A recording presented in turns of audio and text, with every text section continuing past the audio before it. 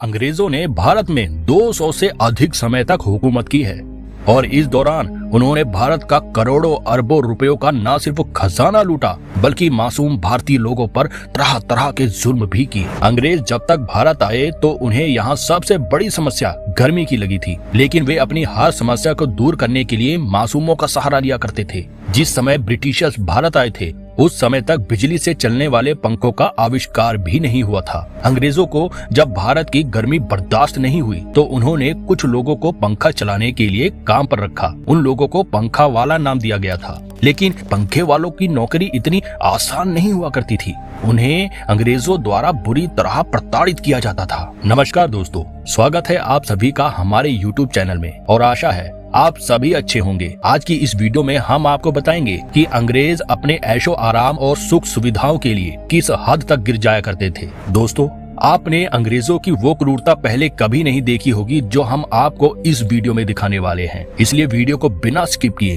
अंत तक अवश्य बने रहे। आज के समय में जब भी हमें गर्मी लगती है तो हम एक स्विच दबाकर पंखा चालू कर लेते हैं, लेकिन एक समय ऐसा भी था जब पंखे जैसी कोई चीज भारत में नहीं हुआ करती थी। भारतीय लोग हर मौसम को झेलने के आदी हुआ करते थे, लेकिन जब अंग्रेज भारत आए तो उन्हें यहाँ का मौसम रास नहीं आया। अपनी सहूलियत और सुख सुविधा के लिए उन्होंने पंखों का निर्माण करवाया जो वुडन फ्रेम और कपड़े की मदद से बनाए जाते थे। आप तस्वीरों में देख सकते हैं कि किस तरह के पंखे उस जमाने में इस्तेमाल किए जाते थे। उन्हें चलाने के लिए कुछ लोगों को काम पर रखा जाता था जिन्हें पंखा वाला नाम दिया गया था। पंखे वालों का काम होता था कि वह पूरे दिन बिना रुके एक रस्सी की मदद से पंखा चलाता रहे। उसे किसी भी समय रुकना नहीं होता था। अगर पंखा वाला कुछ सेकंड्स के लिए भी रस्सी खींचना बंद कर देता तो इससे अंग्रेजी शासकों के आनंद में खलल पैदा हो जाता था। इस तरह के पंखे उस समय लग्जरी सिंबल माने जाते थे और अंग्रेजी अधिकारियों के बंगलों में, प्रशासनिक कार्यालयों और कोर्ट रूम जैसी जगहों पर ये पंखे लगाए जाते थे। एक पंखा चलाने के लिए 2 या फिर 3 आदमियों की भी जरूरत पड़ती थी। इस काम के लिए अधिकतर शक्तिशाली और बहरे लोगों को काम पर रखा जाता था। इसके पीछे की वजह ये थी कि पंखा चलाने वाले की बाजुओं में दम होना चाहिए, तभी हवा अच्छी आएगी। और बहरे लोगों को काम पर रखने की वजह ये थी कि अंग्रेज आसानी से अपनी गुप्त बातें कर सकते थे और उनकी बातचीत किसी बाहरी व्यक्ति तक भी पहुंच नहीं पाती थी। अब यदि कोई पंखा वाला बहरा नहीं होता था तो उसके कानों में रुई डलवाकर कानों को अच्छी तरह से बंद कर दिया जाता था और कमरे की दीवार पर एक छोटा सा छेद करके उसमें से रस्सी पार कर दी जाती थी और कमरे के बाहर बैठकर ही पंखे वाला व्यक्ति अपना काम करता रहता था। एक पंखे वाले की जॉब इतनी आसान भी नहीं होती थी जितनी आप सोच रहे हैं। शायद आपको लग रहा होगा कि ये काम मजदूरी करने या फिर मार ढोने से तो अच्छा ही है, क्योंकि इसमें दिन भर एक कोने में बैठकर बस पंखा ही तो चलाना है। लेकिन यदि रस्सी खींचते समय कोई पंखा वाला थक जाता था और कुछ सेकंड्स के लिए भी पंखा चलाना बंद कर देता था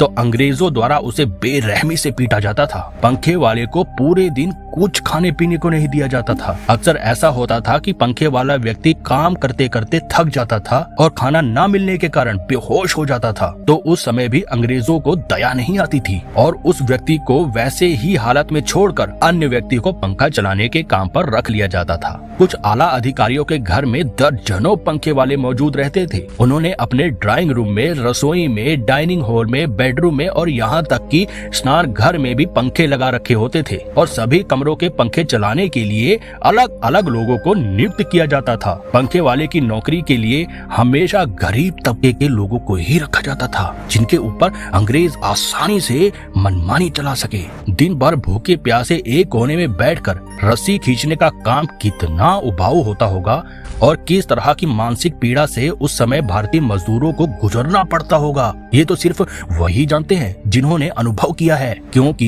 ये उस दौर की बात है जब कोई मानसिक पीड़ा के बारे में बात भी नहीं किया करता था। हाथ से पंखा चलाने की प्रथा अंग्रेजों के जमाने में कोई नहीं थी। कृत्रिम हवा की शुरुआत सबसे पहले अशूर और मिस्र के राजघरानों द्वारा की गई थी। उस दौर में बड़ी बड़ी पत्तियों से हवा की जाती थी और हवा करने के लिए एक ग्रुप को काम पर रखा जाता था। एशिया में सबसे पहले जापान में हाथ से चलाने वाले पंखे अस्तित्व में आए थे। लगभग 6ठी शताब्दी में पहली बार जापान में हाथ के पंखों का चलन शुरू हुआ था जिन्हें आकोमोगी कहा जाता था। आज भी जापान के कई संग्रहालयों में ये पंखे रखे हुए हैं। मिडिवल पीरियड के दौरान यूरोप के कई देशों में हस्तचलित पंखों का चलन शुरू हुआ और धीरे धीरे ये यूरोप और एशिया में लोकप्रिय हो गए। लेकिन हमेशा से ही सिर्फ उच्च घराने और बड़े अधिकारी ही इन पंखों का इस्तेमाल किया करते थे, क्योंकि पंखे चलाने के लिए मजदूरों की आवश्यकता पड़ती थी और केवल अमीर और ताकतवर लोग ही छोटे लोगों पर हुकूमत कर उनसे अपनी सेवा कराया करते थे। 19वीं शताब्दी के अंत में बिजली से चलने वाले पंखों का आविष्कार हुआ और 20वीं शताब्दी में भारत में बिजली के पंखे पहली बार अस्तित्व में आए। आज स्कूलों में बच्चों को ये तो पढ़ाया जाता है कि अंग्रेजों ने भारत पर 200 साल तक राज किया, लेकिन इतने सालों में उन्होंने भारतीयों पर कितने जुल्म ढाए, इस बारे में ना के बराबर जानकारी किताबों में दी गई है। आज भारत के युवा पढ़ लिख कर अमेरिका, लंदन जाने के सपने देखते हैं। यदि उन्हें अंग्रेजों की सच्चाई और क्रूरता के बारे में बता दिया जाए तो शायद भारत का युवा कभी पश्चिम देशों की तरफ आंख उठाकर भी नहीं देखेगा जिन अंग्रेजों ने भारत पर 2 सदी तक राज किया। आज एक बार फिर युवा उन्हीं लोगों की नौकरी करने के लिए विदेश जा रहा है। एक बार बाहर जाने का मन बनाने से पहले उन हजारों स्वतंत्रता सेनानियों और शूरवीरों के बलिदानों को याद करना चाहिए जिन्होंने भारत की आजादी के लिए अपना सर्वस्त्र न्यौछावर कर दिया था। माँ भारती को अंग्रेजी हुकूमत से आजाद कराने के लिए ना जाने कितने ही योद्धा वीर गति को प्राप्त हो गए। उन सभी शहीदों को हम भावनापूर्ण नमन करते हैं। दोस्तों, आशा है आपको ये वीडियो पसंद आई होगी। इस वीडियो को देखने के बाद आपकी आंखें जरूर खुली होंगी और अंग्रेजों की बर्बरता पर आज गुस्सा भी जरूर आ रहा होगा। यदि आज भारत आजाद ना हुआ होता तो शायद आप और हम में से बहुत से लोग आज भी अंग्रेजों की गुलामी कर रहे होते और उनके लिए पंखा चलाने जैसा काम कर रहे होते। दोस्तों, अगर वीडियो अच्छी लगी हो तो इस वीडियो को ज्यादा से ज्यादा लोगों में शेयर करें और लाइक करें। आज के लिए इतना ही। आपसे फिर मिलेंगे एक नई वीडियो और ढेर सारी रोचक जानकारी के साथ।